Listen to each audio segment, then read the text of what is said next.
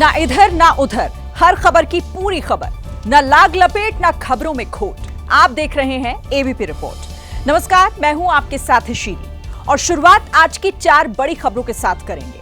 पहली खबर आतंकी तहव्वुर राणा से जुड़ी हुई, जो कुछ ही समय में भारत पहुंचने वाला है। केंद्र सरकार ने कहा है कि राणा के अलावा देश के बाकी दुश्मनों का भी हिसाब होगा। दूसरी खबर राणा सांगा पर जारी सियासी संग्राम की होगी। राणा सांगा पर विवादित बयान देने वाले समाजवादी पार्टी के सांसद रामजी लाल सुमन के खिलाफ क्षत्रिय करणी सेना ने 12 अप्रैल को बड़ा प्रदर्शन करने की तैयारी की बात कही है। तीसरी खबर बिहार से जुड़ी हुई है, जहां बीजेपी नेता अश्विनी चौबे ने नीतीश कुमार को डिप्टी पीएम बनाने की मांग की है। इस पर आरजेडी का कहना है कि बीजेपी नीतीश को मुख्यमंत्री नहीं बनाएगी। और चौथी खबर राजस्थान के 12 से, जहां हॉट एयर बलून उड़ाने के दौरान एक बड़ा हादसा हो गया। बलून से जुड़ी रस्सी टूटने की वजह से एक युवक की जान चली गई। लेकिन सबसे पहले बात करेंगे जौनपुर के त्रिलोचन महादेव इलाके में भीषण आग से जुड़ी खबर की। आग एक प्लाईवुड फैक्ट्री में लगी। आग इतनी भयानक थी कि लोगों के लिए जान बचाना भी मुश्किल हो गया। नीचे आग लगी, ऊपर 2 मंजिला छत से जान बचाने के लिए कूदने की कोशिश करते लोग। 2 युवक अपनी जान जोखिम में डालकर रस्सी फेंकते दिखाई दे रहे हैं। ये सब कुछ जौनपुर के जलालपुर थाना क्षेत्र में हो रहा है, जहां के त्रिलोचन महादेव के पास एक प्लाईवुड फैक्ट्री में आग लग गई। फैक्ट्री में लकड़ी का सामान था, इसलिए आग तेजी से फैली और पूरी फैक्ट्री में आग की ज्वाला फैल गई। लाखों सामान जलकर खाक हो गया। आग इतनी भयानक थी कि छत में लोग सुरक्षित नहीं रह पाए। खबर मिलते ही स्थानीय लोग मदद के लिए पहुंचे। दमकल की गाड़ियां भी आई और आग बुझाने की कोशिश शुरू हुई। प्रयागराज में प्लाईवुड फैक्ट्री के गोदाम में आग लगने से लाखों रुपए की प्लाई जलकर राख हो गई। फायर ब्रिगेड की 4 गाड़ियों ने आग को बुझाने की कोशिश की है, लेकिन आग इतनी विकराल थी कि पानी का उस पर कोई असर नहीं हुआ। जब तक फायर ब्रिगेड की टीम घटनास्थल पर पहुंची, तब तक आग पूरे गोदाम में फैल चुकी थी। लेकिन जब फायर ब्रिगेड की 4 गाड़ियों ने एक साथ कोशिश की, तो आग पर काबू पा लिया गया। लेकिन तब तक गोदाम में रखी पूरी प्लाई जल गई। हालांकि इलाके के लोग अभी भी टेंशन में हैं, क्योंकि गोदाम में अभी भी रह रहकर आग धधक रही है। ये घटना प्रयागराज के नैनी इलाके के दादूपुर की है, जहां बड़ी संख्या में फैक्ट्रियों के गोदाम हैं। ये आग कैसे लगी इसका पता नहीं चल पाया है, लेकिन शॉर्ट सर्किट से आग लगने की आशंका जताई जा रही है। और अब आपको एक बहुत बड़ी खबर बता देते हैं। आतंकी तहव्वुर राणा से जुड़ी हुई ये बड़ी खबर आ रही है। भारत पहुंचने वाला है मुंबई हमले का मास्टरमाइंड। किसी भी वक्त तहव्वुर राणा भारत आ सकता है। दिल्ली में होगी राणा के विमान की लैंडिंग। पालम एयरपोर्ट पर सुरक्षा बढ़ा दी गई है। एनआईए दफ्तर में भी लगातार हलचल दिखाई दे रही है। तो इस वक्त की सबसे बड़ी खबर है ये, भारत पहुंचने वाला है मुंबई हमले का मास्टरमाइंड तहव्वुर राणा। किसी भी वक्त ये खबर आ सकती है जब वो भारत लैंड करेगा। आपको बता दें कि उसके विमान की लैंडिंग दिल्ली में होनी है, पालम एयरपोर्ट पर। इसको लेकर जो वहां पर तैयारियां हैं वो पूरी पुख्ता की गई हैं। सुरक्षा व्यवस्था को भी पुख्ता किया गया है और साथ ही एनआईए दफ्तर में भी लगातार हलचल हो रही है। और इस पर क्या हमारे पास और जानकारी है, सीधे सबसे पहले आपको लिए चलते हैं। मनोज वर्मा मेरे साथ जुड़ गए हैं। मनोज, सबसे पहले अपडेट दीजिए, क्योंकि किसी भी वक्त तहव्वुर राणा पहुंचने वाला है भारत।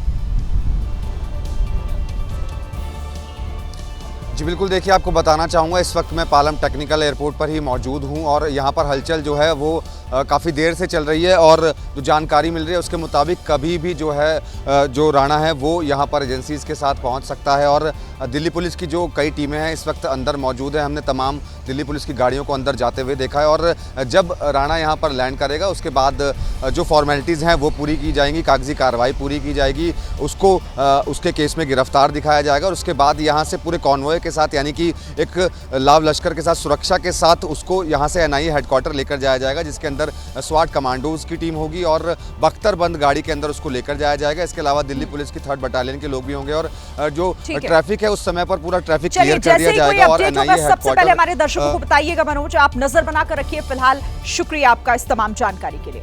देखिए, तहव्वुर राणा को सबसे पहले एनआईए हिरासत मिलेगी। पालम एयरपोर्ट से उसे सीधे एनआईए हेडक्वार्टर ले जाया जाएगा, फिर 24 घंटे के अंदर उसे कोर्ट में पेश किया जाएगा। यहीं से तहव्वुर का काल शुरू हो जाएगा। एनआईए उससे पूछताछ के लिए कोर्ट से रिमांड मांगेगी। सरकार का पक्ष रखने के लिए गृह मंत्रालय ने विशेष सरकारी वकील भी नियुक्त कर दिया है। अब तहव्वुर राणा के खिलाफ भारत में भारत के कानून के तहत कार्रवाई चलेगी और सजा मिलेगी। आज तहव्वुर के आने से पहले दिन भर एनआईए हेडक्वार्टर पर हलचल बढ़ी रही। हालांकि बाहर मेट्रो स्टेशन के गेट को बंद करके रखा गया था। तहव्वुर पाकिस्तानी सेना में डॉक्टर हुआ करता था। बाद में सेना छोड़कर वो कनाडा में रहने लगा, लेकिन साजिश के तार पाकिस्तान से जुड़े रहे। पाकिस्तान को अब भी डर है कि तहव्वुर ने अगर उसका नाम लिया तो भांडा फूट जाएगा, इसीलिए वो उसे अपना नागरिक बताने से ही इनकार कर रहा है। As far as our record indicates, he did not even apply for renewal of his Pakistani origin documents for the last 2 decades. I reiterate position. We will give further updates in due course. Pakistan विदेश में बसे नागरिकों को भी पहचान पत्र देता है, इसीलिए माना जा रहा है कि उसकी ये दलील काम नहीं आने वाली। तहव्वुर राणा का केस अब एनआईए की पूछताछ पर टिका हुआ है। आगे की जांच उसी पूछताछ के बाद होगी। हमारे पास एनआईए के 10 संभावित सवालों की एक लिस्ट है। तहव्वुर पहले पाकिस्तानी सेना में था, इसीलिए एनआईए उससे पूछ सकती है कि वो पाकिस्तानी आर्मी के कौन से विंग में था, कितने साल काम किया। इसके अलावा पूछा जा सकता है आर्मी छोड़कर कनाडा जाने का फैसला उसका खुद का था या फिर किसी और का था। कनाडा में रहकर उसने आईएसआई और पाकिस्तानी आर्मी के कहने पर क्या-क्या काम किया। वो कितनी बार भारत आया और जब आया तो किसके यहां रुका। उससे यह भी सवाल हो सकता है कि उसने 26/11 हमले की साजिश की शुरुआत कब की और किन लोगों ने इसमें उसकी मदद की है। उस साजिश में पाकिस्तानी आर्मी, आईएसआई, पाकिस्तानी सरकार से कौन-कौन से लोग शामिल थे।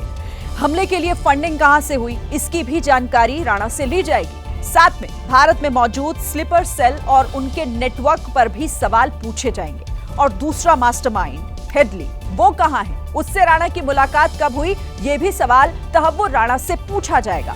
और सबसे जरूरी सवाल, आईएसआई में उसका हैंडलर कौन था जिसके निर्देश पर उसने और हेडली ने मुंबई को दहलाया था। तो ये वो तमाम सवाल जब एनआईए की तरफ से ये पूछे जाएंगे तहव्वुर राणा से। तो तहव्वुर राणा को भारत लाने की कोशिशें पिछले 15 सालों से हो रही थी, लेकिन मोदी सरकार के पहले कार्यकाल के आखिरी दिनों में इस काम को और तेजी मिली। सूत्र बताते हैं कि प्रत्यर्पण की पहली कोशिश वर्ष 2010 में, फिर 2012 में भी की गई, लेकिन उस वक्त की सरकार में बात नहीं बन पाई।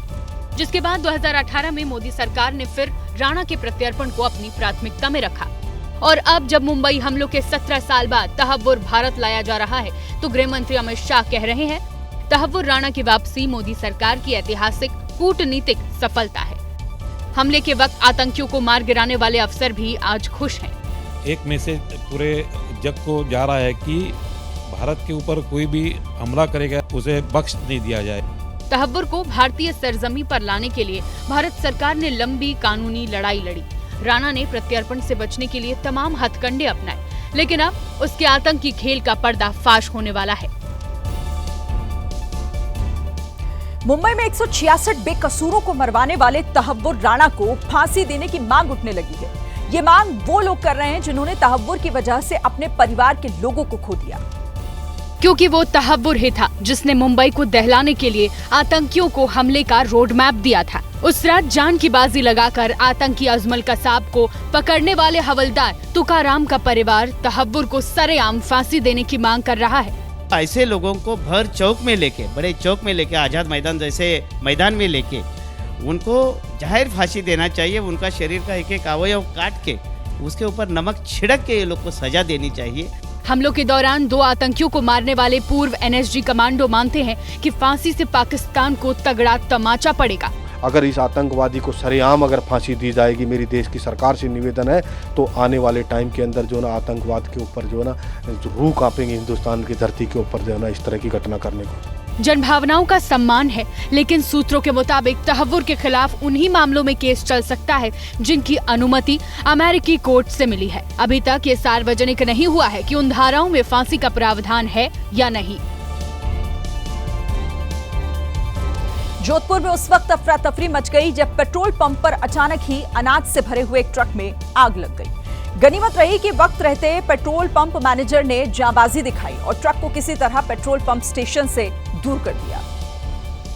आग की लपटों से घिरे ट्रक की ये तस्वीरें जोधपुर से सामने आई हैं। ये ट्रक समरथला इलाके में मौजूद जियो पेट्रोल पंप पर तेल भराने पहुंचा था। पेट्रोल पंप पर ट्रक खड़ा कर इसका ड्राइवर खाना खाने गया था। जिसमें अचानक ही आग भड़क उठी। पेट्रोल पंप पर ट्रक में आग लगना किसी बड़ी अनहोनी को दस्तक दे रहा था, लेकिन इसी बीच पेट्रोल पंप के मैनेजर ने बहादुरी दिखाई। पेट्रोल पंप मैनेजर ट्रक का शीशा तोड़कर केबिन में दाखिल हुआ। केबिन में उसे ट्रक की चाबी मिल गई। इसके बाद पेट्रोल पंप के मैनेजर ने आग की लपटों से घिरे ट्रक को बैक करना शुरू किया। कुछ पेट्रोल पंप कर्मचारी उसकी मदद करते भी दिखाई दिए। किसी तरह से उसने जलते हुए ट्रक को पेट्रोल पंप से बाहर निकाला और फिर ट्रक को हाईवे पर ले आया, जिसके बाद कुछ किलोमीटर दूर सुरक्षित जगह पर ले जाकर उसने ट्रक को छोड़ दिया। मामला डांगियाबाज बाईपास पर मौजूद हाईवे का है। वहां मौजूद जियो पेट्रोल पंप के मैनेजर की बहादुरी से बड़ा हादसा टल गया, जिसने अपनी जान की परवाह किए बगैर आग की लपटों से घिरे ट्रक को पेट्रोल पंप से बाहर निकाला। और एक बड़ी खबर भी आपको बता दें, बिहार के नालंदा में तेज आंधी की वजह से कई इलाकों में पेड़ गिर गए हैं। पीपल का एक बड़ा पेड़ गिरने से बड़ा हादसा भी हो गया। पीपल का पेड़ मंदिर पर गिरने से मंदिर की दीवार गिर गई और इस हादसे में 6 लोगों की जान चली गई। इसके अलावा पेड़ गिरने की एक और घटना हुई है, जिसमें एक व्यक्ति की भी जान गई है। तो नालंदा में तेज आंधी तूफान आया, जिसकी वजह से यह हादसा हुआ है। बड़ा पीपल पेड़ गिरने की वजह से उसके नीचे खड़े लोगों में से 6 लोगों की जान चली गई। मंदिर की दीवार पर यह पीपल का पेड़ गिरा। तस्वीरें भी इस वक्त आप देख रहे हैं। बिहार के नालंदा का यह मामला है। तेज आंधी आई, जिसकी वजह से यह तबाही मची है।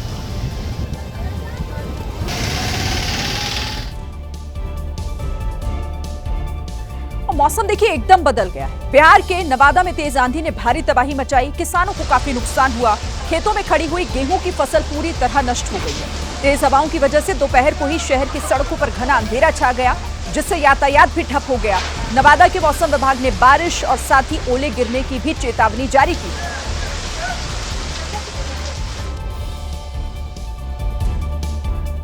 और बिहार के जहानाबाद में तेज आंधी से कई जगहों पर पेड़ उखड़ गए, तो कई जगह होर्डिंग बैनर टूट गए। तूफान की रफ्तार इतनी तेज थी कि इसका असर रेलवे पर भी पड़ा, जहां रेलवे की बिजली सप्लाई तार में पोस्टर के फंस जाने के कारण पटना गया पैसेंजर ट्रेन को प्लेटफॉर्म से पहले रोकना पड़ा। बिहार के कई जिलों में इस वक्त आंधी तूफान और उसका साफ तौर पर असर दिखाई दे रहा है। रेलवे पर भी इसका असर, क्योंकि कई जगहों पर जो तार है, जो लाइन है, वो टूट गई है, जिसका असर देखने को मिला। बिजली सप्लाई तार में पोस्टर फट जाने की वजह से यहां पर पटना गया पैसेंजर ट्रेन को थोड़ा पहले ही रोकना पड़ गया है। आप ये देखिए किस तरीके से जगह जगह आंधी तूफान और रफ्तार इतनी तेज की पेड़ गिर गए हैं और कई जगहों पर हादसे भी हुए हैं। उत्तर भारत में तपती गर्मी के बीच हिमाचल प्रदेश में ओले पड़े हैं और राजधानी शिमला से जो तस्वीर आई है वो आप देखिए। तेज बारिश के साथ यहां पर ओले पड़े। सेब के किसानों को अब फसल खराब होने का डर भी सताने लगा है। हिमाचल के कई इलाकों में बारिश और ओले पड़ने का येलो अलर्ट भी मौसम विभाग की तरफ से जारी किया गया। तो बारिश के साथ साथ ओले पड़े हैं। शिमला की तस्वीरें। हिमाचल प्रदेश में भी मौसम का मिजाज पूरी तरह बदल गया है, लेकिन किसानों के चेहरे पर चिंता की लकीरें भी बढ़ गई हैं इसी के साथ।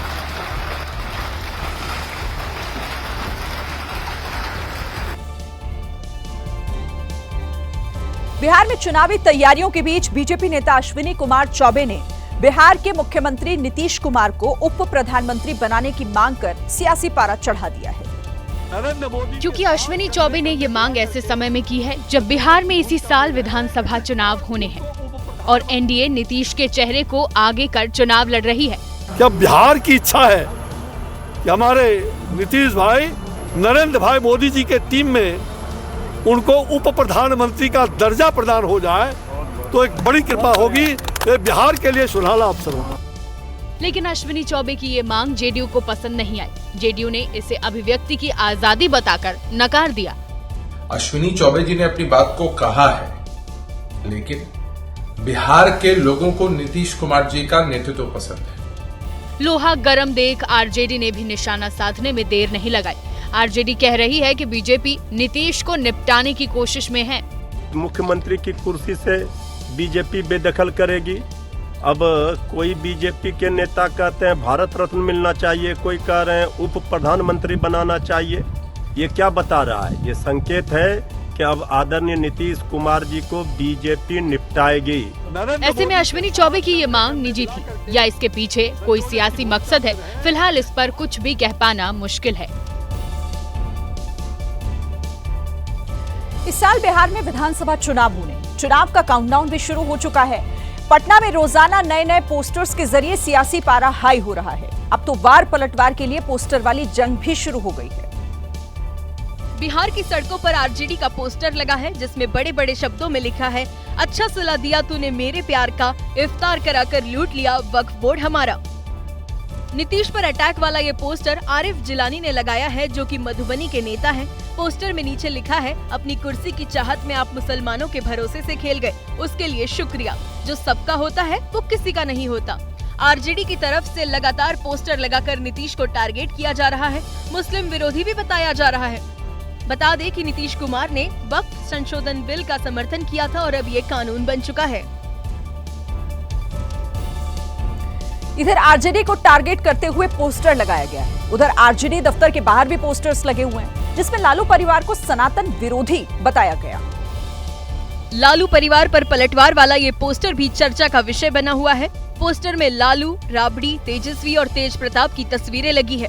पोस्टर में बड़े बड़े अक्षरों में लिखा है, सनातन के दुश्मनों को भूलेगा नहीं बिहार। नीचे की लाइनों में भी लालू परिवार पर हमला किया गया। लिखा है, लालू ने रोक ली थी श्री राम रथ यात्रा, तेजस्वी ने राम मंदिर का उड़ाया था मजाक। इस पोस्टर की खास बात है कि इसमें QR कोड भी है और लिखा है कि बिहार के जंगल राज के अत्याचार जानने के लिए स्कैन करें। इस पेज पर आरजेडी सरकार के दौरान जंगल राज से जुड़े कई किस्सों का जिक्र है। पोस्टर किसने लगाया है, इसकी जानकारी पोस्टर में नहीं है। जातिगत जनगणना का मुद्दा एक बार फिर तेजस्वी यादव ने छेड़ दिया है। तेजस्वी यादव ने पूरे देश में जातिगत जनगणना की बात कही है और इस मुद्दे पर प्रधानमंत्री मोदी पर सीधा टारगेट किया। सड़कों पर पोस्टर लग रहे हैं, एक दूसरे पर वार पलटवार हो रहे हैं, साथ ही जुबानी जंग भी जोरदार अंदाज में लड़ी जा रही है। चुनाव से पहले एक बार फिर तेजस्वी यादव ने जातिगत जनगणना पर बीजेपी को घेरा और प्रधानमंत्री नरेंद्र मोदी पर सीधा हमला बोला। नरेंद्र मोदी जी और पूरी भाजपा जो जातीय जनगणना के विरोध में है। देश का जब असली पिक्चर जब सामने आएगा तो ये इनकी जो राजनीति जो हिंदू मुसलमान पे चलती है वो खत्म हो जाएगी। जातिगत जनगणना की मांग तेजस्वी समेत विपक्ष लगातार करता रहा है। लोकसभा चुनाव के दौरान भी ये मुद्दा गरमाया था और अब बिहार चुनाव से पहले तेजस्वी इस मुद्दे को धार देने की कोशिशों में है। पंचायतों के कामकाज, उनके प्रदर्शन और गांव के विकास के पैमाना बनाते हुए उसे केंद्र सरकार ने पहली बार देश की 2 लाख से अधिक पंचायतों की रैंकिंग जारी की है।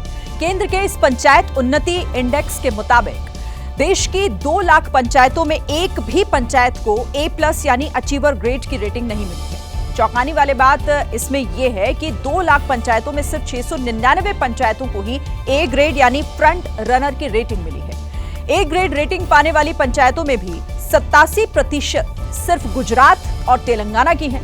गुजरात की 346 और तेलंगाना की 270 पंचायतों को केंद्र सरकार की तरफ से A ग्रेड की रेटिंग मिली है। तेलंगाना में कामारेड्डी जिले की बरनापुर पंचायत 84% अंकों के साथ देश की सर्वश्रेष्ठ पंचायत बनी है। इस इंडेक्स के मुताबिक देश की 36% पंचायतों की रेटिंग B ग्रेड की है और 61% पंचायतों की रेटिंग C ग्रेड की है। पंचायतों के प्रदर्शन के आधार पर उनको 5 कैटेगरी में बांटा गया है। 90 से 100% अंक हैं तो A+ यानी अचीवर कैटेगरी, 75 से 90% अंक वालों को A यानी फ्रंट रनर कैटेगरी, 60 से 75 अंक पाने वालों को B यानी परफॉर्मर, 40 से 60 अंक पाने वालों को C यानी एस्पिरेंट कैटेगरी और 0 से 40 अंक पाने वालों को D यानी बिगिनर कैटेगरी में रखा गया है। अब बात कर लेते हैं राजस्थान के बारा की, जहां जिले के स्थापना दिवस कार्यक्रम में एक बड़ा हादसा हो गया, जिसमें हॉट एयर बलून शो के दौरान एक युवक गिर गया। घायल युवक की इलाज के दौरान मौत हो गई। बारा जिले के स्थापना दिवस में खुशी का माहौल था, लेकिन जश्न के बीच पलक झपकते ही मातम छा गया। खेल संकुल मैदान पर जिला प्रशासन ने हॉट एयर बलून लगाया था, जिसकी चर्चा पूरे शहर में थी। पैराग्लाइडिंग की टेस्टिंग के दौरान हॉट एयर बलून की रस्सी अचानक टूट गई, जिससे 80 फीट की ऊंचाई से पैराग्लाइडर वासुदेव खत्री नीचे गिर पड़े। पैराग्लाइडर के अचानक नीचे गिरने से कोहराम मच गया। तुरंत घायल युवक को अस्पताल ले जाया गया। सोचिए, कार्यक्रम सरकारी था, प्रशासनिक अधिकारी भी मौजूद थे, लेकिन 80 फीट की ऊंचाई से गिरे शख्स को ले जाने के लिए कोई कार या एम्बुलेंस नहीं बल्कि स्कूटी थी। अस्पताल में युवक की जान चली गई। इस दर्दनाक घटना पर प्रशासन सवालों के घेरे में है। अब खेल के मैदान से एक बड़ी खबर आ रही है। आईपीएल से जुड़ी हुई ये बड़ी खबर है। महेंद्र सिंह धोनी फिर से बने चेन्नई के कप्तान। पहले ऋतुराज गायकवाड़ सीएसके के कप्तान थे, लेकिन ऋतुराज गायकवाड़ चोटिल हो गए हैं, आईपीएल से बाहर हो गए हैं और उसके बाद एक बार फिर महेंद्र सिंह धोनी के हाथ कप्तानी। चेन्नई सुपर किंग्स के कप्तान बन गए हैं एक बार फिर महेंद्र सिंह धोनी। ऋतुराज गायकवाड़ के घायल होने की वजह से यह फैसला लिया गया है। आपको बता दें कि ऋतुराज गायकवाड़ चोटिल हो गए थे, जिसके बाद उन्हें आईपीएल से बाहर होना पड़ा। मध्य प्रदेश के मुरैना की बात करेंगे, जहां गैंग वॉर की डरा देने वाली तस्वीरें सामने आई हैं। दोनों तरफ से ताबड़तोड़ गोलियां चलाई गई। इस दौरान गोली लगने से एक युवक की मौत हो गई, जबकि चपेट में आने से एक दुकानदार भी घायल हो गया। ये मुरैना के अंबार शहर के उसी गैंग वॉर की डरा देने वाली सीसीटीवी फुटेज है। वेल्डिंग की दुकान में दो युवक चाय पीते हुए आए। पीछे से पिस्टल लेकर युवक ने चाय पीने वाले एक युवक पर पिस्टल तान दी। दुकानदार जब तक कुछ समझता, चाय पीने वाला युवक पिस्टल तानने वाले पर चाय फेंक कर भागा। पीछे पिस्टल वाला हमलावर भी भागा। पिस्टल वाले हमलावर को दुकानदार ने पकड़ने की कोशिश की। इसी दौरान हमलावर की पिस्टल से निकली गोली से दुकानदार घायल हो गया। दुकानदार की पकड़ ढीली होते ही पिस्टल वाला हमलावर भागा। पीछे चाय लेकर आने वाला युवक भी भागा। इस दौरान बाहर भी दोनों गुटों में फायरिंग हो रही थी। जहां गोली लगने से एक युवक जमीन पर गिर गया, एक युवक वापस दुकान में आया और हमले के लिए लोहे की रॉड उठा ले गया। घायल दुकानदार ये पूरी हरकत देखता रहा। करीब 50 सेकंड तक पिस्टलबाज हमलावर भागने की कोशिश करते रहे। उन्हें पकड़ने के लिए दुकान के अंदर छिपे दूसरे गुट का बदमाश बाहर निकला। फिर दोनों तरफ से फायरिंग शुरू हो गई। गैंगवॉर में एक युवक की मौत हो गई, जबकि दुकानदार समेत 4 लोग घायल हो गए। घटना से इलाके में दहशत है। राणा सांगा की जन्म जयंती से पहले एक बार फिर उन पर विवादित बयान का मुद्दा गर्मा गया है। क्षत्रिय करणी सेना माफी नहीं मांगने पर बड़े एक्शन के दावे कर रही है, तो इसके साइड इफेक्ट से सियासी गलियारे भी धधक रही हैं। ये आगरा में राणा सांगा के स्वाभिमान के लिए करणी सेना के रण की अगली तैयारी की तस्वीरें हैं। ये कार्यक्रम 12 अप्रैल को होगा, जिसे रक्त स्वाभिमान दिवस नाम दिया गया है। कार्यक्रम के जरिए क्षत्रिय करणी सेना ने राणा सांगा पर विवादित बयान देने वाले समाजवादी सांसद रामजी लाल सुमन पर कार्रवाई की मांग की है। 5 बजे तक का समय सरकार प्रशासन का है। 5 बजे के बाद समय हमारा शुरू होगा। और मैं आपसे कहना चाहता हूँ, हम क्षत्रिय हैं, हम इस देश की संपत्ति को या देश की जनता को नुकसान नहीं पहुंचा सकते। राणा सांगा को लेकर क्षत्रिय करणी सेना के बयान पर समाजवादी पार्टी से लेकर कांग्रेस तक यूपी सरकार पर हमलावर है। एक बात लिखी है कि राणा सांगा बहुत वीर थे, एक ये बात लिखी है, और दूसरी बात ये लिखी है कि राणा सांगा ने ही इनवाइट किया था बाबर को दिल्ली पे अटैक करने के लिए। करणी सेना ने पिछले कुछ समय से जिस तरीके से पूरे प्रदेश को बंधक बना रखा है, बड़ा दुर्भाग्यपूर्ण है। 26 मार्च को आगरा में रामजी लाल सुमन के घर पर करणी सेना से जुड़े लोगों ने हमला बोल दिया था। उसी के बाद से विपक्ष योगी से लेकर केंद्र सरकार तक पर हमलावर है। राणा सांगा के मुद्दे पर यूपी में बीजेपी और समाजवादी पार्टी भी आमने सामने आ गए हैं। एक तरफ से महापुरुषों के सम्मान की बात कही जा रही है, तो दूसरी तरफ इतिहास की दुहाई दी जा रही है। राणा सांगा पर रामजी लाल सुमन के बयान को बीजेपी ने राष्ट्र सम्मान का मुद्दा बना दिया है। बीजेपी नेता संगीत सोम ने राणा सांगा पर विवादित बयान देने वाले सांसद रामजी लाल सुमन का बचाव करने वालों को दौड़ा दौड़ाकर पीटने की धमकी दी। सनातनी उबला हुआ है पूरे देश का, तो मैंने वही कहा कि आए आंदोलनकारी सनातनी तो बैठे हैं सड़कों पे ना, लाठी लिए बैठे हैं, आए तो सही। संगीत सोम के बयान पर समाजवादी पार्टी ने उन्हें अराजक कहते हुए रामजी लाल सुमन के बयान को इतिहास का हिस्सा बता रही है। ऐसे ही आपने जो परिचय दिया है कि बीजेपी के एक नेता हैं, पूर्व विधायक हैं, उनका इतने भर से परिचय नहीं होता है। उनका परिचय के लिए 2-4 शब्द और लगाने पड़ेंगे। अराजक तत्व हैं, गैर संवैधानिक भाषा बोलने में माहिर हैं। करणी सेना की चेतावनी के बाद आगरा से लेकर प्रदर्शन करने वाली संभावित जगहों पर सुरक्षा बढ़ा दी गई है। और इस वक्त बड़ी खबर आपको बता दें, आतंकी तहव्वुर राणा पालम एयरपोर्ट पर उसके विमान की लैंडिंग हो चुकी है। भारत पहुंच गया है आतंकी तहव्वुर राणा। इस वक्त की बड़ी खबर, पालम एयरपोर्ट पर पहले से ही कड़ी सुरक्षा व्यवस्था की गई थी और इंतजार हो रहा था आतंकी तहव्वुर राणा के विमान की लैंडिंग का। तो इस वक्त की सबसे बड़ी खबर है, दिल्ली पहुंच गया है आतंकी तहव्वुर राणा। पालम एयरपोर्ट पर उसके विमान की लैंडिंग हो गई है। मुंबई हमलों का आरोपी आतंकी तहव्वुर राणा, जिसके अमेरिका से प्रत्यर्पण के बाद वापसी का इंतजार एनआईए भी कर रही है और पूरे देश को भी उसके भारत लौटने का इंतजार था। और देखिए अब इस वक्त की सबसे बड़ी खबर है ये, पालम एयरपोर्ट पर विमान की लैंडिंग हो चुकी है आतंकी तहव्वुर राणा की, और पहले से ही वहां पर तैयारियां की गई थी। अभी क्या कुछ और अपडेट इस बड़ी खबर पर है, सीधे रुक करेंगे। मनोज हमारे साथ जुड़ गए। मनोज, तहव्वुर राणा भारत पहुंच गया है, क्या अपडेट? और जी बिल्कुल, देखिए आपको बताना चाहूँगा कि तहव्वुर राणा जो है वो भारत की धरती पर पहुंच चुका है। सूत्रों से जानकारी मिली है, उसके मुताबिक उसका जो प्लेन है वो यहाँ भारत में लैंड कर चुका है। इस वक्त हम पालम टेक्निकल एयरपोर्ट पर ही मौजूद है और जो जानकारी मिल रही है उसके मुताबिक अब से थोड़ी ही देर पहले जो प्लेन है वो लैंड हुआ है और अब जो एजेंसीज के अधिकारी अंदर मौजूद हैं तमाम औपचारिकताएं पूरी करेंगे। तहव्वुर राणा को पहले अरेस्ट किया जाएगा, जो उसके ऊपर दिल्ली एनआईए ने केस दर्ज किया था, उस मामले में उसकी अरेस्टिंग की जाएगी और उसके बाद उसको यहाँ से स्पेशल सेल की टीम के साथ प्रोटेक्ट करते हुए एनआईए के हेडक्वार्टर लेकर जाया जाएगा। आपको बता दूं कि 3rd बटालियन की टीम भी इसमें मौजूद रहेगी और एक बख्तरबंद गाड़ी के अंदर तहव्वुर राणा को यहाँ से पूरे काफिले के साथ एनआईए हेडक्वार्टर लेकर जाया जाएगा और वहाँ पर उसका सबसे पहले मेडिकल चेकअप होगा। और अब ये देखना होगा कि क्या उसे आज ही अदालत में पेश किया जाएगा या फिर कल उसे अदालत में पेश किया जाएगा, क्योंकि आज छुट्टी है और आज पटियाला हाउस कोर्ट में ड्यूटी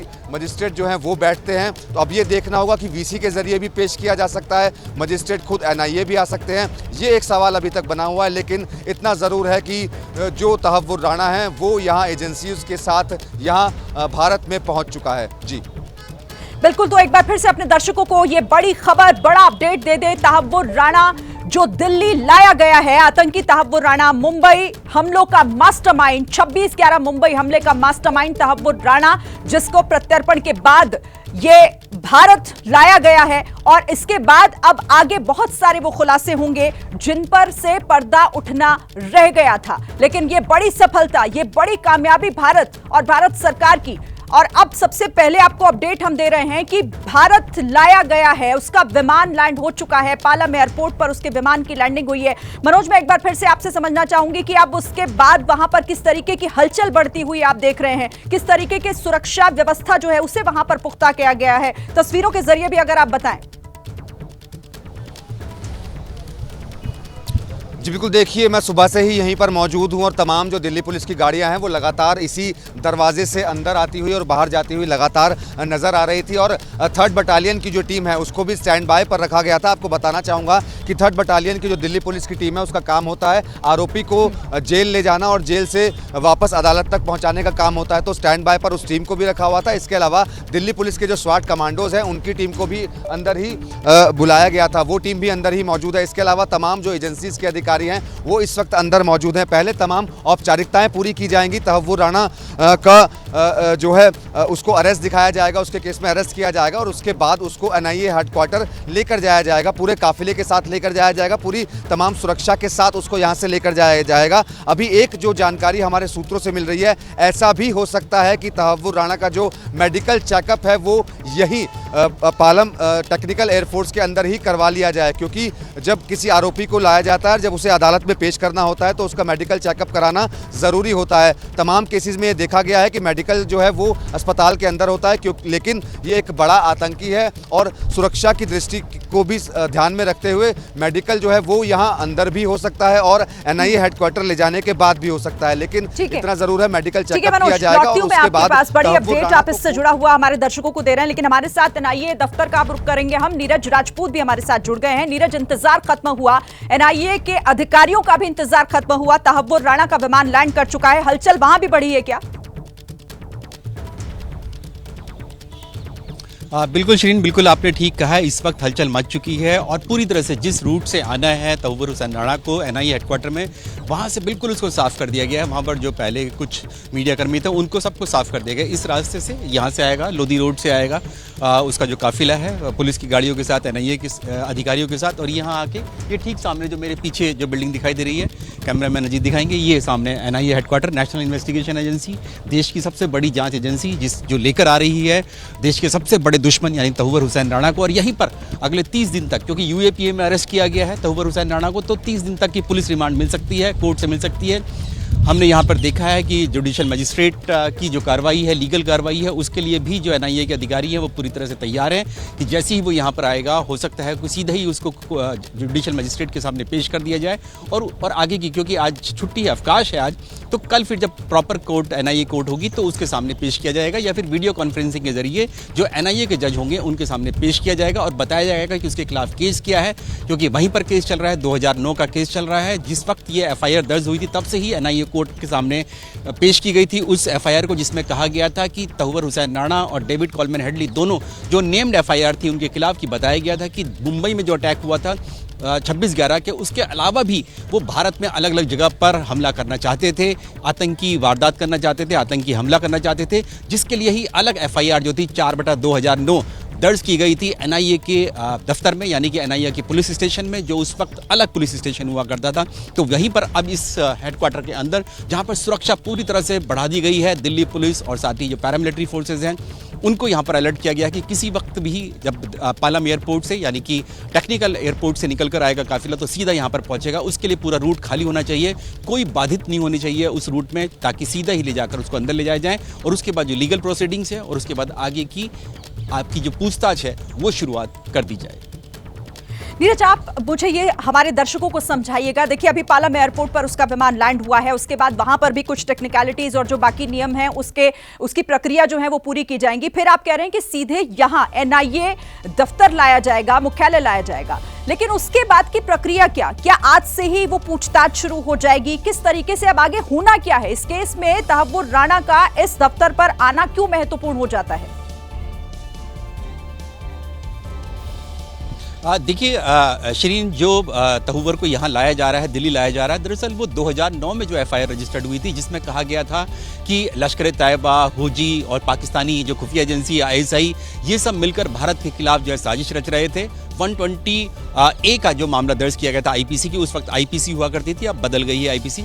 और साथ ही UAPA जो अनलॉफुल प्रिवेंशन एक्ट, यानी कि जो एंटी टेररिस्ट जो केसेस होते हैं वो UAPA के तहत दर्ज किए जाते थे, तो उसमें ये केस रजिस्टर्ड किया गया था।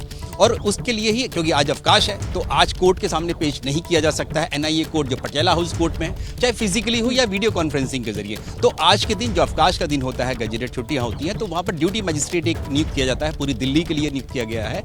वो ड्यूटी मजिस्ट्रेट के सामने पेश किया जाता है किसी भी आरोपी को, चाहे वो फिजिकली हो या वीडियो कॉन्फ्रेंसिंग के जरिए, या जज साहब को बताया जा सकता है कि एक ऐसा आरोपी लाया गया है और बहुत जरूरी है, इमरजेंसी केस है, क्योंकि अमेरिका से लेकर आए गए हैं, एक्सट्रेडिशन करके लेकर आए हैं, प्रत्यर्पण करके लेकर आए हैं, दूसरे कंट्री से लेकर आए हैं उस आरोपी को। उसकी जिम्मेदारी बनती है कि जैसे ही वो यहाँ पर आए, लीगल प्रोसीडिंग्स में, क्योंकि वहां पर भी वो जुडिशियल कस्टडी में था, क्योंकि जेल में बंद था, उस पर सजा हो चुकी थी उसको, उस वाले केस में जो कोपेनहेगन में जो केस में जो टेररिस्ट अटैक करना चाहते थे कोपेनहेगन में, डेविड कॉलमैन हेडली और तहुवर हुसैन राणा, यहाँ पर तो भारत में ही तो कर चुके थे, लेकिन ये कोपेनहेगन में भी करना चाहते थे, जो एक रिलीजियस केस वहां पर दर्ज हुआ था, वहां पर ये अटैक करना चाहते थे एक न्यूज़पेपर के दफ्तर में। तो उस लिए यहाँ पर जब लेकर आएंगे तो बहुत जरूरी बन जाता है कि उसको मजिस्ट्रेट के सामने पेश किया जाए, उस मजिस्ट्रेट के सामने जिसकी ड्यूटी है, तो उसको ड्यूटी मजिस्ट्रेट कहा जाता है। तो आज यहाँ पेश करके कल फिर NIA की जो कोर्ट होगी, पटियाला हाउस कोर्ट में प्रॉपर कोर्ट होगी, क्योंकि NIA की अलग कोर्ट है जहां पर सारे केसेस रजिस्टर्ड किए जाते हैं। ठीक है नीरज, आप रहिएगा मेरे साथ, मैं एक बार फिर से आपके पास लौटूंगी, लेकिन उससे पहले जरा जानते हैं पालम एयरपोर्ट पर इस वक्त क्या चल रहा है। मनोज, कोई हलचल बढ़ती हुई नजर आ रही है? जरा कैमरे के जरिए भी दिखाइएगा, कोई नया अपडेट आपको मिल रहा है क्या? जी बिल्कुल, तस्वीरों के जरिए आपको दिखाना चाहूँगा, यही वो गेट है जहाँ से तहुवर राणा को जो एजेंसीज़ के लोग हैं, जो दिल्ली पुलिस का कॉन्वॉय है, वो इसी गेट से लेकर के निकलेगा। और यहाँ मैं आपको दिखाना चाहूँगा कि इस रोड पर जो राइट साइड है और लेफ्ट साइड है, दोनों तरफ बैरिकेटिंग कर दी गई है। तस्वीरें मेरे कैमरामैन आपको दिखाएंगे, आप ये देख सकते हैं कि अगर आप आगे देखेंगे तो वहाँ पर भी आगे सामने बैरिकेटिंग दिल्ली पुलिस की तरफ से कर दी गई है। और अगर मैं दूसरी तरफ आपको दिखाना चाहूँ तो दूसरी तरफ भी दिल्ली पुलिस की तरफ से बैरिकेटिंग यहाँ पर कर दी गई है, क्योंकि अभी अंदर औपचारिकताएँ चल रही हैं, थोड़ा समय लगेगा, कागजी कार्रवाई होगी और उसके बाद ही तहुवर राणा यहाँ से। इसके अलावा दिल्ली ट्रैफिक पुलिस को भी पूरा इंस्ट्रक्शन दिया गया है कि जब तहुवर राणा यहाँ से बाहर निकलेगा, उसका काफिला जब यहाँ से बाहर निकलेगा, तो रास्ते में कोई भी ट्रैफिक की समस्या ना हो। इस ट्रैफिक पुलिस को भी पूरे इंस्ट्रक्शन इस मामले में दिए गए हैं। इसके अलावा जो 3rd बटालियन की टीम है जो अंदर पहुंची थी, उन सभी के फ़ोन स्विच ऑफ करा लिए गए हैं। जी ठीक है। हमारे साथ मुंबई से गणेश ठाकुर भी जुड़ गए हैं। गणेश, जिसका इंतजार सिर्फ मुंबई नहीं, जिन धमाकों की गूंज पूरे देश को हिलाकर रख गई थी, वो तहव्वुर राणा, वो आतंकी, वो उन हमलों का मास्टरमाइंड भारत की सरजमी पर पहुंच गया है। और ये कितनी बड़ी सफलता और ये कितना महत्वपूर्ण हो जाता है तहव्वुर राणा का भारत आना एजेंसीज के लिए, ये कितनी बड़ी चुनौती के साथ साथ बड़ी सफलता आप देख रहे हैं। जी देखिए, ये बात तो हमें माननी होगी कि ये पहली बार हुआ है कि आतंकी गतिविधियों में फॉरेन सॉइल में बैठे व्यक्ति को भारत लाया गया है और भारत लाकर प्रत्यर्पण के बाद उसके खिलाफ मामला चलाया जाएगा। 26/11 जैसा हमला जिसकी चोट आज भी हम महसूस कर सकते हैं, जिसमें कई बेगुनाहों की जानें गई। आज सही मायनों में कसाब तो पकड़ा गया, कसाब को फांसी हुई, लेकिन आज भी इसके परपेट्रेटर्स देश के बाहर हैं, पाकिस्तान में हैं, जो अब भी बेनकाब नहीं हुए हैं, जो अब भी एक मुखौटे के पीछे खड़े हैं। उनका मुखौटा अब निकलेगा, वो बेनकाब होंगे, ये स्पष्ट है, क्योंकि इस हमले की साजिश में जो सही मायनों में इसके मास्टरमाइंड्स थे वो कभी सामने नहीं आए। 4 एक नाम सामने आए थे। आज राणा का यहाँ आकर कस्टोडियल इंट्रोगेशन में वो सारे नाम, उन सारे नामों से पर्दा उठेगा और विश्व के सामने पाकिस्तान किस तरह स्टेट स्पॉन्सर्ड आतंकी गतिविधियों को बढ़ावा देता है, किस तरह Pakistani army, Pakistani intelligence agency के लोग भारत में ही नहीं दुनिया भर में आतंकी गतिविधियों को बढ़ावा देते हैं। और राणा के गिरफ्तारी के बाद सिर्फ आतंकियों के नेटवर्क को नहीं, तो आतंकी यानी लश्कर के कैंप से सभी आतंकियों को ट्रेन किया जाता है कि वो हमला करे, लेकिन उनको लगने वाला लॉजिस्टिक सपोर्ट, उनको लगने वाली फंडिंग्स, ये पाकिस्तान के बाहर से दूसरे देशों से आती है। दूसरे देशों में जो वाइट कॉलर बिजनेसमैन होते हैं, जो इन आतंकियों के रहनुमा होते हैं, उनके सिंपथाइजर्स होते हैं, वो कभी सामने नहीं आए। लेकिन राणा इन लोगों के कांटेक्ट में था। 26/11 की फंडिंग में राणा का रोल था और इस फंडिंग का नेटवर्क भी राणा के जरिए उजागर हो सकता है, सबके सामने आ सकता है। तो राणा की गिरफ्तारी बहुत महत्वपूर्ण है।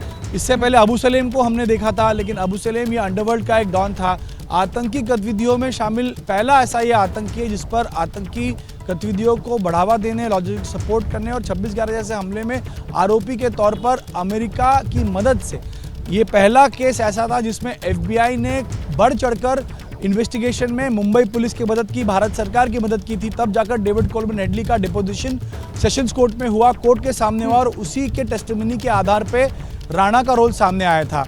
तो अमेरिकी सरकार ने पूरी मदद की थी। मैं आपको रोकती हूँ गणेश, फिर से लौटूंगी, लेकिन कुछ तस्वीरें आ रही हैं। देखिए, अब हलचल बढ़ना शुरू हो गई है। पटियाला हाउस कोर्ट के बाहर की तस्वीरें आप देखिए, कितनी बड़ी संख्या में पुलिस बलों की तैनाती वहां पर की गई है। तहव्वुर राणा को यहीं लाया जाना है और उससे पहले की ये तैयारियां जो पूरी तरीके से पुख्ता कर ली गई हैं, चाहे आप NIA मुख्यालय की बात कर लीजिए, चाहे आप पालम एयरपोर्ट के बाहर की बात कर लीजिए, या फिर ये पटियाला हाउस कोर्ट के बाहर की आप तस्वीरें देख रहे हैं, जहां पर तमाम सुरक्षा बल जो है वो तैनात कर दिए गए हैं। किसी तरीके की कोई चूक ना हो, यह सुनिश्चित किया जा रहा है। NIA की टीम राणा को लेकर दिल्ली पहुंच गई है। यह बड़ी सफलता, क्योंकि अब जो अभी तक अनसुलझे सवाल थे उनका जवाब मिलेगा। तहव्वुर राणा जब मुंह खोलेगा तो पाकिस्तान के नकाब भी कहीं ना कहीं जो है वो हटेगा पाकिस्तान के चेहरे से। एक बार फिर से आपको लिए चलते हैं, नीरज हमारे सहयोगी बने हुए हमारे साथ। नीरज, आपके आसपास भी यकीनन हलचल बढ़ रही होगी, NIA के अधिकारियों की भी तैयारियां पूरी हैं, लेकिन अगर आप कुछ बताएं वहां से नया अपडेट।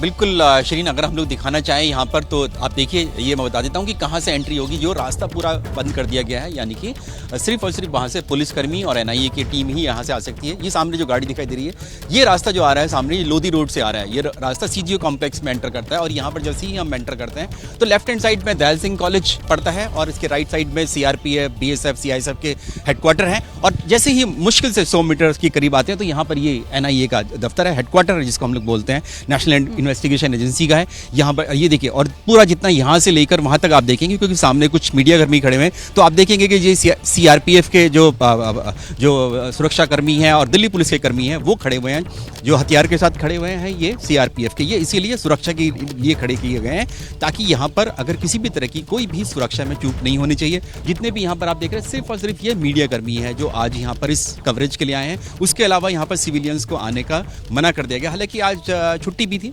लेकिन उस सब के बावजूद भी ये पूरा रास्ता बंद कर दिया गया।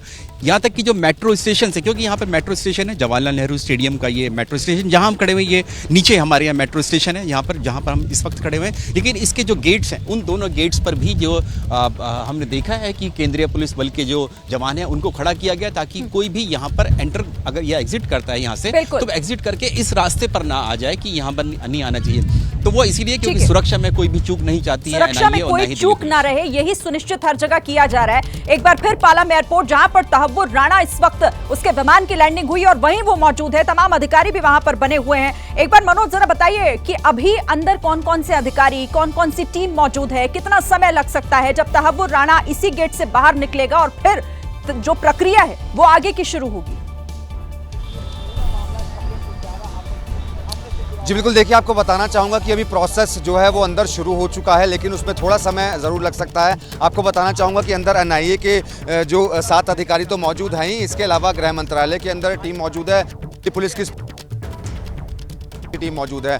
जो अभी कागजी कार्रवाई है, अंदर जो सूत्र हमें जानकारी दे रहे हैं वो कागजी कार्रवाई है, वो अंदर की जा रही है। और जानकारी हमें ये भी मिल रही है कि क्योंकि उसको सीधा यहाँ से पटियाला हाउस कोर्ट लेकर जाना है, तो अंदर ही उसका मेडिकल चेकअप करवाया जाएगा। अभी फिलहाल जो सूत्र हमें जानकारी दे रहे हैं उसके मुताबिक यहाँ से पहले एनआईए हेडक्वार्टर ना ले जा करके मेडिकल चेकअप यहीं अंदर ही करवा लिया जाएगा पालम टेक्निकल एयरपोर्ट के अंदर, और उसके बाद सीधा यहाँ से पटियाला हाउस कोर्ट लेकर के जाया जाएगा। वहाँ पर सुरक्षा व्यवस्था बढ़ा दी गई है, क्योंकि आज छुट्टी है तो ड्यूटी मजिस्ट्रेट वहाँ पर बैठते हैं, उनके सामने पेश करना होगा। लेकिन ये स्पेशल केस है तो हो सकता है कि जो एनआईए की स्पेशल कोर्ट है वो भी खुली हो, तो ये अभी चीज़ें साफ नहीं हो पाई हैं। लेकिन इतना ज़रूर सूत्रों ने साफ कर दिया है कि यहाँ से सीधा उसको पटियाला हाउस कोर्ट में ही राणा को पेश किया जाएगा। तमाम सुरक्षा व्यवस्था के बीच उसको यहाँ से निकाला जाएगा।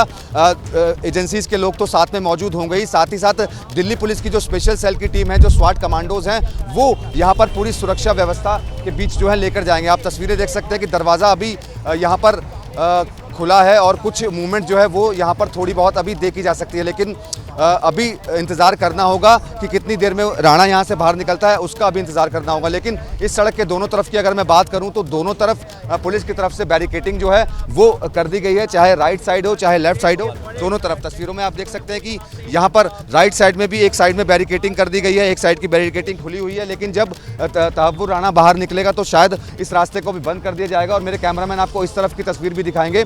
यहाँ पर भी जो आगे की तरफ काफ़ी दूर बैरिकेटिंग जो है वो पुलिस की तरफ से दोनों तरफ से कर दी गई है। और दिल्ली ट्रैफिक पुलिस को भी साफ इंस्ट्रक्शंस दिए गए हैं कि जिस वक्त ये काफिला, ये जो कॉन्वॉय यहाँ से बाहर निकलेगा, उस वक्त ट्रैफिक जो है बिल्कुल स्मूथ चलना चाहिए, रास्ते में कोई गाड़ी नहीं आनी चाहिए। जैसा कि मैंने पहले भी आपको बताया था कि 3rd बटालियन की जो टीम है वो भी यहाँ पर अंदर ही मौजूद है, वो भी कॉन्वॉय में साथ ही रहेगी। उनके साथ 15 स्पेशल कमांडोज भी मौजूद होंगे। तो अब से थोड़ी ही देर का इंतजार करना होगा। थोड़ी देर बाद राणा जो है, तहव्वुर राणा, इसी दरवाजे से, इसी गेट से पालम टेक्निकल एयरपोर्ट से बाहर निकलने वाला है और सीधा उसको यहाँ से पटियाला हाउस कोर्ट लेकर जाया जाएगा। जी, आप नजर रखिएगा, जैसे ही कोई हलचल होती है फौरन हमारे दर्शकों को बताइएगा। नीरज, एक बार फिर आती हूं मैं आपके पास, फिर गणेश का रुख करेंगे।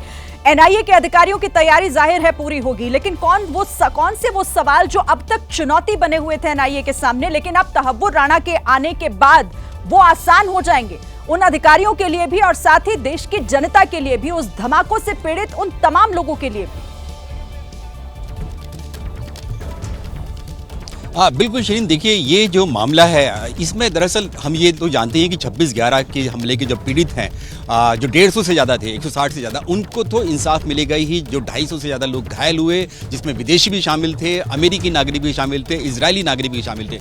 लेकिन उसके साथ साथ इस केस से, तहव्वुर हुसैन राणा के भारत आने से ये स्थापित हो जाएगा कि किस तरह से जो पाकिस्तान है, जो पाकिस्तान के न सिर्फ नॉन स्टेट एक्टर्स यानी कि जो आतंकी संगठनों के अलावा, लश्कर तैयबा के अलावा, हुजी के अलावा या जैश ए मोहम्मद के अलावा, किस तरह से जो पाकिस्तानी सरकार है, पाकिस्तानी खुफिया एजेंसी आईएसआई है, पाकिस्तान की आर्मी जो है, उनका गठजोड़ कैसा रहता है, वो किस तरह से भारत के खिलाफ हमले करते थे, भारत के खिलाफ किस तरह से साजिश रचते थे, वो कड़ियां जो है जोड़ी जाएंगी। क्योंकि ये तहव्वुर हुसैन राणा जो है, ये पाकिस्तान की खुफिया एजेंसी आईएसआई के जो हैंडलर्स थे उसके, जो कि जिसके बारे में कहा जाता मेजर इकबाल है, मेजर समीर अली है, इन सब के साथ वो टच में रहता था। और फिर वो जो भी इंस्ट्रक्शन होती थी वो डेविड कॉलमैन हेडली को देता था।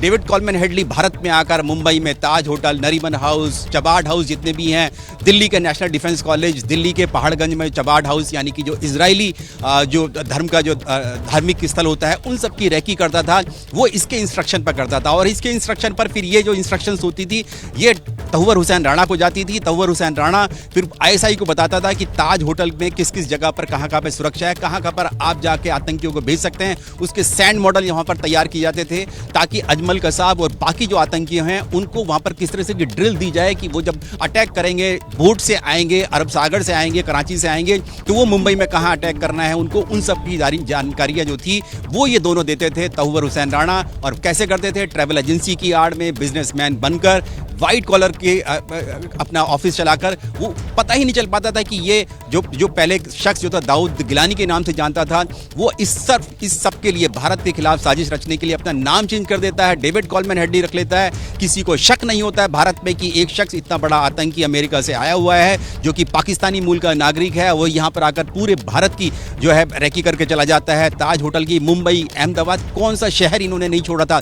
हापुड़ तक पे जाकर ये तहव्वुर हुसैन राणा गया था, अपनी पत्नी के साथ यहाँ पर आया था, ऑफिस खोलना चाहते थे मुंबई में। तो ये सारी जो कड़ियां हैं जो पाकिस्तान के साथ, स्टेट एक्टर्स के साथ, अभी तक तो नॉन स्टेट एक्टर्स की बात आती थी कि लश्कर की बात आती थी, ये स्टेट एक्टर्स है, ये सरकार है, पाकिस्तानी सरकार है, उनकी एजेंसियां हैं, वो किस तरह से भारत को 1000 कट देना चाहती, 1000 कट देना चाहती थी, यानी कि भारत को इतने घाव दिए जाए, क्योंकि सीधी की लड़ाई में आप नहीं जीत पाए थे कभी भी, 71 में, 65 में, 48 में, कारगिल युद्ध में। इसलिए आप भारत को इस प्रॉक्सी वॉर यानी आतंकवाद के जरिए घाव देना चाहते थे। और इन घाव देने के लिए उन्होंने चुना था ऐसे लोगों को जो पाकिस्तानी आर्मी से जुड़े हुए थे, ISI से जुड़े हुए थे, और यहाँ तक कि अगर पकड़े भी जाएं तो आप उनको डिसोन कर दें। जैसे आज पाकिस्तान ने डिसोन कर दिया कि वो तो पाकिस्तान आर्मी छोड़ चुका था, वो तो कनाडा का नागरिक था, वो अमेरिका का नागरिक है, हमारा उसका कोई लेना देना नहीं है। लेकिन ये इससे स्थापित होगा NIA की जांच में, इस हेडक्वार्टर के अंदर जब राज उगलेगा सारे के सारे तहव्वुर हुसैन राणा कि किस तरह से वो पाकिस्तानी खुफिया एजेंसी ISI के इशारे पर काम करता था। डेविड कॉलमैन हेडली को तस्वीर जो अभी तक धुंधली थी वो पूरी तरीके से क्लियर हो जाएगी, उम्मीद यही की जा रही है। और देखिए हलचल भी बढ़ती हुई दिखाई दे रही है। एक बार जरा 2 तस्वीरें फिर से आप देख लीजिए। पालम एयरपोर्ट के बाहर भी वहां हलचल बढ़ती हुई, तो दूसरी तरफ पटियाला हाउस कोर्ट के बाहर भी हलचल बढ़ रही है, NIA दफ्तर के बाहर भी। गणेश, आपके पास आती हूं। जो नीरज कह रहे थे ना कि अब कड़ियां जुड़ेंगी, और जब ये कड़ियां जुड़ेंगी तो टेंशन पाकिस्तान की भी बढ़ेगी, क्योंकि अब तक नकारता रहा, अब तक सबूतों को छुटलाता रहा, लेकिन ये तो सबसे बड़ा और मुंबई हमलों का ये मास्टरमाइंड सबसे बड़ा जिंदा सबूत है। जी बिल्कुल, और इनके टारगेट्स क्या क्या थे ये भी अब सामने आएगा, किसने वो टारगेट्स दिए थे ये भी सामने आएगा।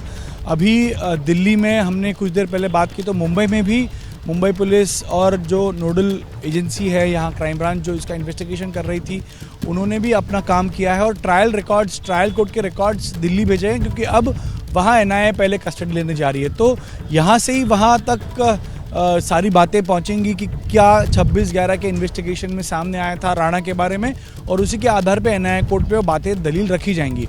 अब आपको बता दें कि 26/11 जो हमला था वो उससे पहले कई बार कोशिशें हुई थी मुंबई को लहूलुहान करने की।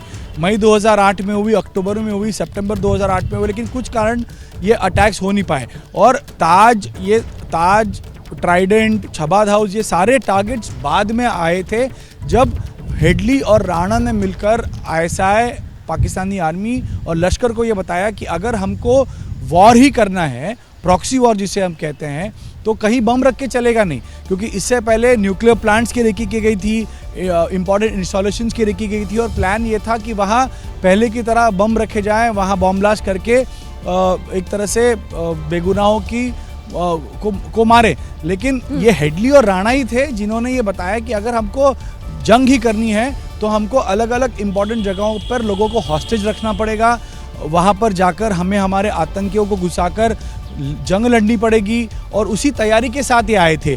तो मुख्य प्लान रेकी करने के बाद ही राणा और हेडली के कन्वर्सेशंस में सामने आया कि उन्होंने ये बताया कि CST, ट्राइडेंट, ताज होटल, छबाद हाउस, ये सारी जगह ऐसी है जहाँ पर शाम के समय बहुत भीड़ होती है। वहाँ पर अगर हम हमारे आतंकी भेजते हैं और वहाँ पर बंधक बना के रखते हैं तो हम भारत के साथ कई दिनों तक जंग लड़ सकते हैं। तो ये इन दोनों का ही प्लानिंग था, जिसके आधार पे रेकी करने के लिए कहा गया था। यही यहाँ से कलेवा ले गए थे। आपको याद होगा कि 10 आतंकी जो अपने साथ आए थे, वो अपने साथ 4 से 5 दिन का खाना ड्राई फ्रूट्स भी ले आए थे, क्योंकि उस तैयारी के साथ वो आए थे। और वो तमाम मदद के हाथ भी किसके थे ये भी साफ हो जाएगा। मैं रोकती हूँ आपको, बड़ी खबर अपने दर्शकों तक एक बार फिर पहुंचा दे। राणा को भारत पहुंचते ही गिरफ्तार किया गया। एनआईए ने तहव्वुर राणा को गिरफ्तार कर लिया है। जो प्रक्रिया है, जो कार्रवाई है, वो जारी है एयरपोर्ट परिसर में ही। यूएपीए के तहत तहव्वुर राणा की गिरफ्तारी हुई है और अब से थोड़ी देर बाद पटियाला हाउस कोर्ट में पेशी की भी तैयारी है। मनोज वहीं से हमारे साथ जुड़े हुए हैं। मनोज, गिरफ्तारी भी हो गई है, एक बड़ी प्रक्रिया जो है वो भी पूरी हो गई। अब कितना समय और लगेगा, क्योंकि पटियाला हाउस कोर्ट में पेशी भी होनी है? जी बिल्कुल, देखिए अभी थोड़ा टाइम और लगेगा। सूत्र हमें जो जानकारी दे रहे हैं कि जो प्लेन था वो 6:22 पर लैंड किया था और उसके बाद जब रनवे पर रुकने के बाद और आगे आते आते 6:30 पर राणा बाहर निकला है और 6:40 पर जो तहव्वुर राणा है उसकी जो गिरफ्तारी है वो यूएपीए के तहत की गई है। जो कागजी कार्रवाई है वो अभी तक चल रही है।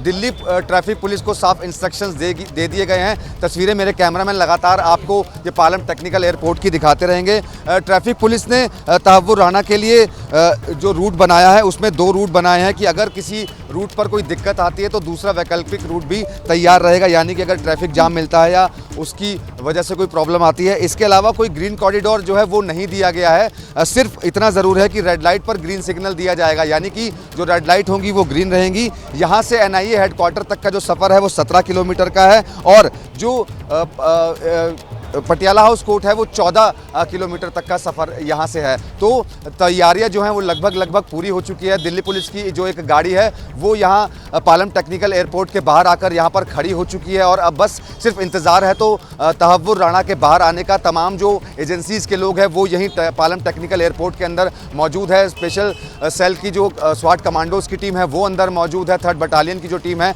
वो अंदर मौजूद है। जैसे ही प्रोसेस पूरा होगा यहाँ से तहव्वुर राणा को लेकर के जो टीम है वो सीधा पटियाला हाउस कोर्ट पहुंचेगी और वहां पर उसको कोर्ट में पेश किया जाएगा। जी मनोज, आप बता रहे थे थोड़ी देर पहले कि यहाँ मेडिकल कराए जाने की भी तैयारी है, तो क्या मेडिकल एयरपोर्ट परिसर पे ही होना है या फिर अस्पताल ले जाया जाएगा तहव्वुर राणा को?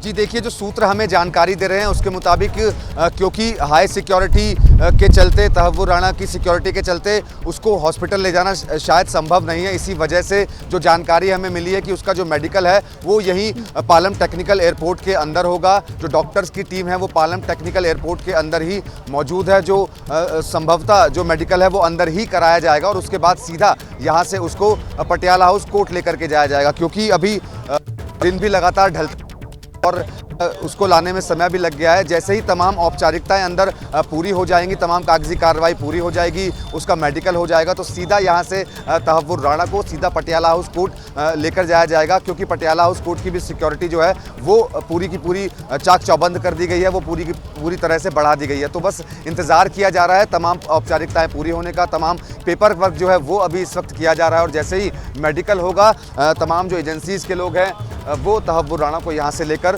पालम टेक्निकल एयरपोर्ट से लेकर के सीधा पटियाला हाउस कोर्ट की तरफ यहाँ से निकल जाएंगे। जी ठीक है, तो तहव्वुर राणा आ चुका है, उसको गिरफ्तार भी किया जा चुका है। यूएपीए के तहत मामला भी दर्ज जिस तरीके से हुआ है और अब इस पूरे मामले में इंतजार ये हो रहा है कि कब उसे यहां से निकालकर कोर्ट में पेश किया जाएगा। नीरज, आपके पास मैं फिर से आती हूं, क्योंकि गिरफ्तारी हो गई है और संभवतः कुछ देर में उसका मेडिकल भी हो जाएगा, जिसके बाद कोर्ट की तरफ रवाना होगा जो अधिकारियों का काफिला है तहव्वुर राणा को लेकर। आज कोर्ट में पेश अगर किया जाता है तो क्या होगा? पेशी के दौरान किस तरीके की जो प्रक्रिया है वो होगी और उसके बाद फिर क्या? देखिए शिरीन, अगर ड्यूटी मजिस्ट्रेट के सामने पेश करते हैं तहव्वुर हुसैन राणा को तो सिर्फ एनआईए को इतना कहना है कि हम इस जो एक्यूज है इसको यहाँ लेकर आए हैं, इसका प्रत्यर्पण हुआ है, अमेरिका से हुआ है, तो इसलिए हमें जरूरी था कि इसको कोर्ट के सामने पेश किया जाए, क्योंकि वहाँ भी वो जुडिशियल कस्टडी में ही था, जेल की सजा काट रहा था, वहाँ पर अमेरिका में काट रहा था। तो यहाँ पर जब आएगा तो वो बताएंगे कि हम इसलिए आए हैं क्योंकि आपके सामने, क्योंकि ये अमेरिका से लेकर आए इसको, इसलिए हम वेट नहीं कर सकते थे, आपके सामने पेश करना ही करना था, लीगल प्रोसीडिंग है। तो मजिस्ट्रेट जो है उनको 24 घंटे का वक्त दे देंगे कि आप 24 घंटे तक अपनी कस्टडी में रखिए इसको, और इस कस्टडी के बाद जब आपकी कोर्ट, जब यानी कल खुल जाएगी आपकी कोर्ट, जब रेगुलर कोर्ट खुलेगी, क्योंकि कल छुट्टी नहीं है, तो आप वहाँ पर अपनी जो एनआईए की, क्योंकि जितनी भी ये जांच एजेंसियां हैं, एनआईए है, सीबीआई है, ईडी, इनकी सबकी अपनी अलग अलग कोर्ट्स हैं यहाँ राजधानी दिल्ली में। तो यहाँ पर पटियाला हाउस कोर्ट में एनआईए की कोर्ट है, तो वहाँ एनआईए की कोर्ट में जाकर वो एनआईए के जज के सामने पेश करेंगे और उनको बताएंगे कि वर्ष 2009 में जब हमने आपके सामने ही यहाँ पर बताया था कि हमने केस रजिस्टर्ड किया है इन डेविड कॉलमैन हेडली और तहव्वुर हुसैन राणा के खिलाफ, तो हमने आपके सामने इस बात की अर्जी लगाई थी कि हम ये दोनों एक्यूज जो हैं, इनके बारे में जानकारी मिली है 2009 में कि ये अमेरिका में हैं, तो हम इनका एक्सट्रेडिशन करना चाहते हैं। तो इस एक्सट्रेडिशन के लिए जो एनआईए थी उसने सीबीआई को अप्रोच किया, क्योंकि सीबीआई ही हमारी नोडल एजेंसी है इंटरपोल के लिए। जितने भी इंटरनेशनल क्रिमिनल्स होते हैं उन सब के लिए सीबीआई के जरिए ही आप नोटिस भेज सकते हैं। तो सीबीआई के जरिए नोटिस भेजा गया इंटरपोल को, और इंटरपोल ने फिर अमेरिका की पुलिस को, यानी कि अमेरिका की जो जुडिशियल एजेंसीज हैं, उनको अप्रोच किया कि आपके यहाँ पर ये जो दो एक्यूज पकड़े गए हैं, कॉलमैन हेडली और साथ ही तहव्वुर हुसैन राणा, इन दोनों की जो इन्वॉल्वमेंट है वो भारत में भी आई और भारत में इनके खिलाफ केस रजिस्टर्ड हुआ है।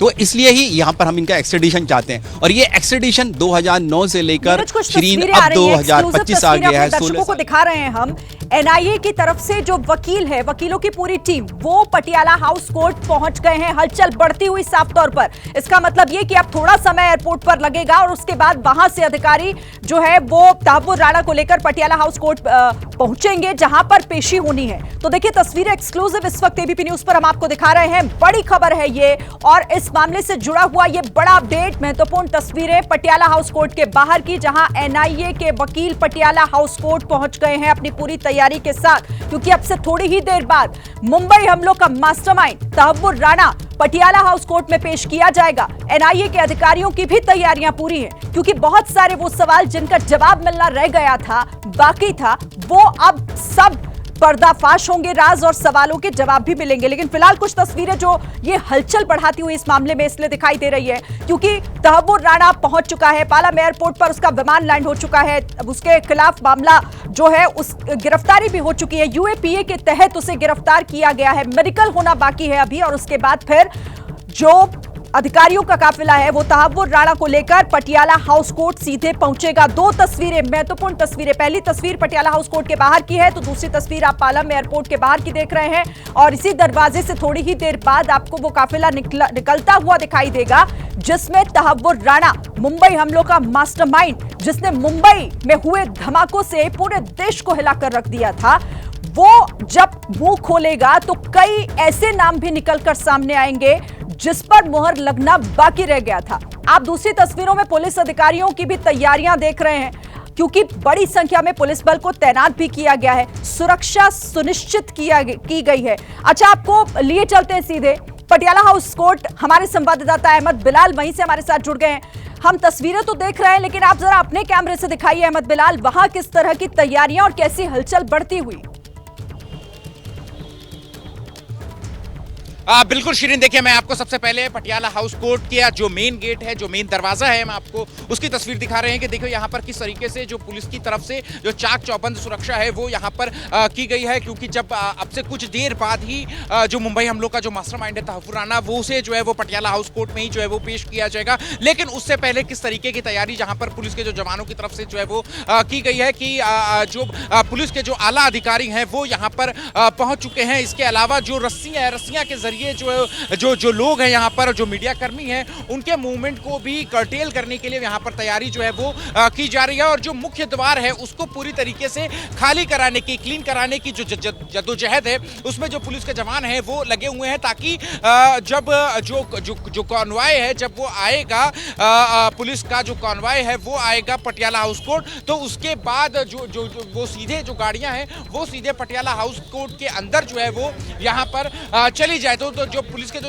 जो आला अधिकारी हैं वो यहाँ पर पहुंच चुके हैं, और लगातार जो है वो यहाँ पर जो सुरक्षा व्यवस्था का जो जायजा है, जो डीसीपी हैं न्यू दिल्ली डिस्ट्रिक्ट के, वो भी यहाँ पर जो है वो पहुंच चुके हैं, और जो है वो व्यवस्था बनाने के लिए जो है वो यहाँ पर कोशिश में जो है वो साफ तौर पर इन्हें देखा जा सकता है, और महिला पुलिसकर्मियों को भी जो है वो यहाँ पर तैनात किया गया है। तो पूरी कोशिश जो है, पूरी तैयारी जो है वो यहाँ पर जो पुलिस की तरफ से वो पूरी कर ली गई है, और अब से कुछ देर बाद, कुछ मिनटों, चंद मिनटों के उसके बाद ही जो मास्टरमाइंड तहव्वुराना है, जो कि एक बड़ी सफलता मानी जा रही है भारत की तरफ से, जिसका एक्स्ट्राडिशन जो है वो यहाँ पर अब भारत में हुआ है और उसको जो है वो पटियाला हाउस कोर्ट में जो है वो पेश किया जाएगा और वहाँ से जो है वो रिमांड मांगी जाएगी। लेकिन जो तैयारियां हैं देखिए यहाँ पर किस तरीके की यहाँ पर की जा रही है कि जो पुलिस के जो जवान हैं वो जो है वो यहाँ पर व्यवस्था बनाने में जो है वो जुटे हुए हैं ताकि किसी भी तरीके की कोई लॉ एंड ऑर्डर की स्थिति जो है वो ना पनपे। और इसके अलावा जो सिक्योरिटी है, जो मास्टरमाइंड है मुंबई हमलों का, उसकी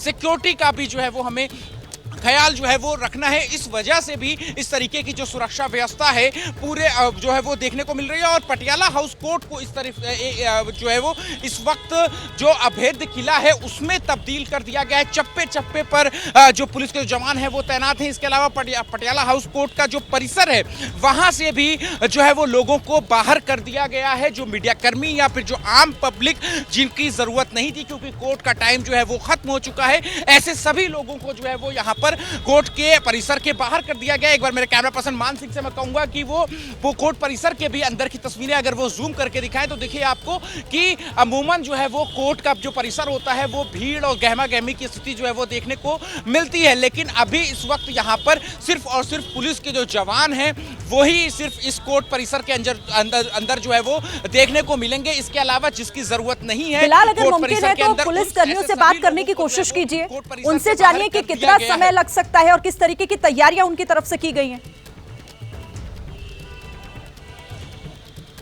आप बिल्कुल शिरीन, देखिए हम आपको दिखाएं कि जो आला अधिकारी हैं यहाँ पर, जो पुलिस के जो जवान हैं वो यहाँ पर जो अब उनका देखिए राउंड अप भी जो है वो किया जा रहा है और जो पुलिस अधिकारी हैं आला वो उन्हें बताएंगे कि जो है किस तरीके की व्यवस्था जो है वो यहाँ पर इन्हें बनानी है। देखिए डीसीपी खुद यहाँ पर व्यवस्था बनाने के लिए आप कृपया करके उधर चले जाइए, ज़्यादा देखिए अभी जो है वो तैयारी जो है वो यहाँ पर की जा रही है। सर कितना टाइम लग जाएगा सर? अभी पेश होने की उम्मीद है सर। आप थोड़ा अंदर चले जाइए, यहाँ भीड़ मत फैलाइए प्लीज, थोड़ा अंदर चले जाइए। टाइम लग जाएगा सर? आप अंदर चले जाइए प्लीज। ठीक है, तो देखिए यहाँ पर ये जो आला अधिकारी हैं वो अभी ये तो नहीं बता रहे हैं कि कितना टाइम लगेगा अभी यहाँ तहव्वुराना को का जो कॉन्वॉय है वो यहाँ पर पहुँचने में, लेकिन जो तैयारियाँ हैं वो यहाँ पर इस तरीके से की जा रही है यहाँ पर कि किसी भी तरीके की कोई व्यवस्था जो है वो ना फैले पाए और सभी जो पुलिस के जो जवान हैं उनको यहाँ पर जो डायरेक्शंस हैं आला अधिकारियों की तरफ से वो यहाँ पर दी जा रही है ताकि किसी भी तरीके का कोई भी कोई व्यवस्था जो है वो ना फैले। और देखिए हम आपको फिर से कोर्ट परिसर के अंदर की अगर हम आपको तस्वीर दिखाएं तो देखिए यहाँ पर कि कोर्ट परिसर किस तरीके से पूरा जो है वो इस वक्त खाली करा लिया गया है क्योंकि अब से कुछ चंद मिनटों के बाद ही जो तहव्वुराना है वो यहाँ पर जो है इसी पटियाला हाउस कोर्ट में जो है वो पेश किया जाएगा और इसी के चलते जो है वो यहाँ पर ये जो सुरक्षा व्यवस्था है वो यहाँ पर बढ़ा दी गई है पटियाला हाउस कोर्ट के बाहर। जी शिरीन। बिल्कुल, तो पटियाला हाउस कोर्ट से ये लाइव तस्वीरें इस वक्त आप हमारे सहयोगी के जरिए देख रहे हैं। अहमद बिलाल आपको दिखा रहे हैं, साथ ही वहां पर कोर्ट परिसर को खाली भी कराया गया है। बिलाल, थोड़ी देर पहले तस्वीरें आ रही थी, अभी भी हम अपने दर्शकों को दिखा रहे हैं कि वहां पर जो एनआईए की तरफ से वकील है, वकीलों की पूरी टीम भी कोर्ट पे पहुंच गई है। मैं आपके पास आऊंगी, लेकिन एक बार फिर ये एक्सक्लूसिव तस्वीरें, सबसे बड़ी खबर और सबसे बड़ी खबर से जुड़ी हुई ये अहम तस्वीरें जो हलचल बढ़ती हुई दिखाई दे रही है साफ इन तस्वीरों में कि किस तरीके से अब आगे की प्रक्रिया की भी तैयारी पूरी हो चुकी है।